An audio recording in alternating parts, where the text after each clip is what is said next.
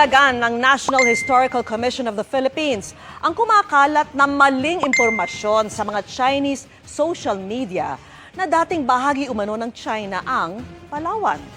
Hindi ito totoo at walang ebidensya sa kasaysayan.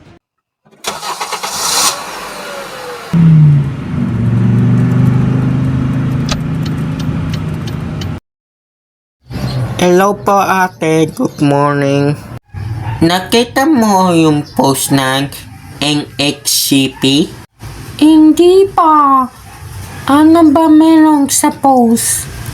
Patungkol sa teritoryo ng Pilipinas.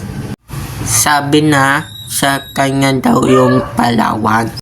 Pero fake news sabi ng NHCP. Bakit mo alam ito? Sandali lang, send ko ito sa'yo. Sige, may pasok pa ako. Hi, kamusta ka naman ikaw na yun? Okay naman ako. Nakita mo ba yung post? Gabi na talaga sila, pati Palawan. Gusto sa kanila pa? Gabi na ang China. Alam mo ba fake information yan?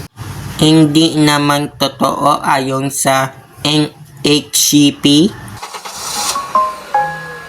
Pwede ba ako sumama sa'yo?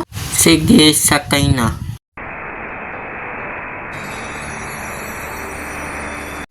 Ito yung post ng NHCP sa kanilang Facebook page. Tapos may research yan kasama patungkol dito sa post.